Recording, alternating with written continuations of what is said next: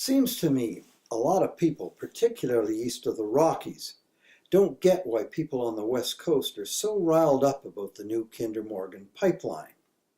Well, I think I can show you in the next few minutes, and I'm not going to talk about global warming, oil spills, or native rights. I am going to talk about the Bunsfield Oil Depot, northwest of London, the real London. In the early morning of Sunday, December the 11th, 2005, they were filling one of the big tanks. Normally, the guys in the control room watched over the operation on a computer, but that day the computer was down. Nobody was too concerned because higher up the tank, 2/3 of the way up, they had this thing called an independent high-level switch. If the oil got that high, the plunger would float up, completing an electrical circuit, and that would shut off the oil. But wouldn't you know, for the switch to work, a little padlock had to be in place. Who would suspect? Certainly the maintenance crew didn't, because they forgot to put the padlock back. So when the oil reached the high-level switch, it just kept rising. At 5:37 in the morning, the fuel reached the top of the tank. It began to pour out of the vents like a Niagara Falls of oil. At that point, there was another bit of bad luck, the weather. It was cold, and the droplets of oil mixed with tiny ice crystals in the air to form a vapor cloud, a mist of oil. Even though it wasn't yet 6 in the morning, there were already truck drivers on the site. They saw the vapor cloud, they smelled the oil, and they even felt their engines sputter. They warned the control room. The emergency alert button was pressed at 6:01, which automatically started a pump for firefighting. Bad idea.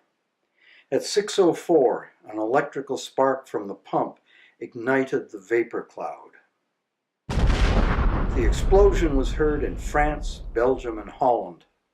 The fire spread to the other tanks, which also exploded. The fire burned for 5 days. The smoke stretched 100 kilometers. That's what was left when the fire was finally put out. This is the Burnaby tank farm, where the oil that comes down the pipeline from the Alberta tar sands is stored. That's Simon Fraser University on the ridge and a bit of the city of Burnaby below. This is how the tank farm will look after the expansion. After it's done, the Burnaby tank farm will hold over 5 million barrels of oil, actually diluted bitumen, or dilbit. First, the good news. The kind of fire that happened in Bunsfield won't happen in Burnaby. Dilbit is too heavy to form a vapor cloud. It's mostly bitumen, which is essentially tar. The bad news is diluted bitumen is susceptible to its own kinds of fires and explosions, like this one near Haifa, Israel in December, or this one in New Mexico, also last year, or this one in Nicaragua, all in 2016. Given the number of oil depots all over the world, major fires like those are relatively rare, but they're not all that rare. In 2015, there were major tank fires in Kiev, Ohio, and California.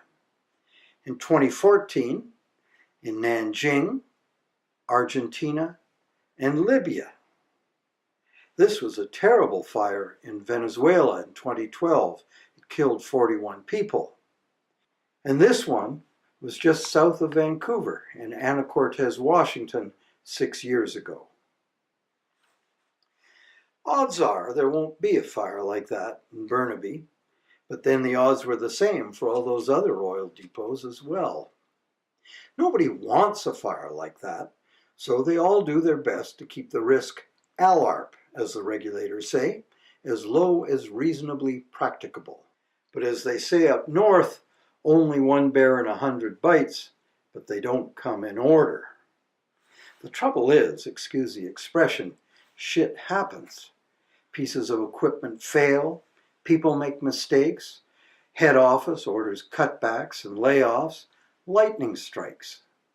What can you do? The only thing is what they now do all over the world. If you're going to handle millions of barrels of toxic flammable stuff, you do it far away from town. So if the worst happens, it's like this, or this, or like this, or like this.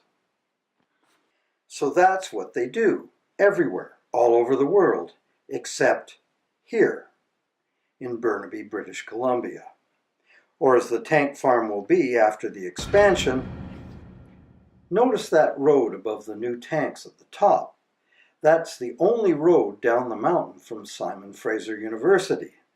So if the tanks are on fire, there's no escape route. Almost certainly the conservation forest would go up in flames, so it wouldn't be a good time to be at Simon Fraser. And not only is the tank farm surrounded by homes, a forest, and a university, it's built on the side of a mountain in an earthquake zone. So what can happen to a tank farm in an earthquake? This is the Valdez oil terminal after the 1964 earthquake. And this is Tokachi, Japan after the 2003 quake. So, Kinder Morgan has promised to build the new tanks to the highest earthquake-proof standard, but they're not bringing the existing tanks up to that standard, which is like waterproofing one side of your tent. If I know all this, you'd think the National Energy Board would know it too, and they do. There were peer reviews which shot holes in Kinder Morgan's rosy risk predictions. Dr. Ivan Vince, one of the top experts in the world, told the National Energy Board that this project would never be approved in the UK or in the European Union. The Burnaby Fire Department said, "The design creates situations where firefighting is not possible, creating a very real risk of an inextinguishable multi-tank fire event." The National Energy Board knew all that, but they recommended the project anyway. And in November, the federal government approved it.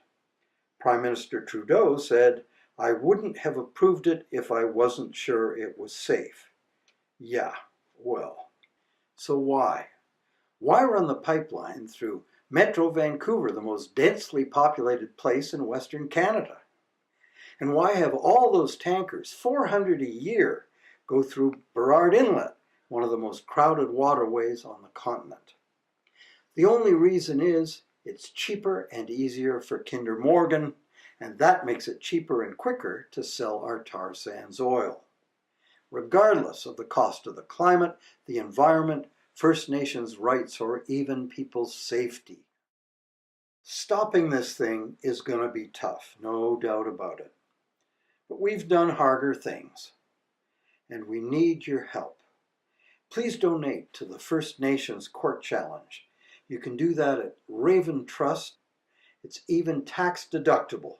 Go figure. If you like this video, please pass it on. It's going to be an uphill battle, but the good news is we are not alone.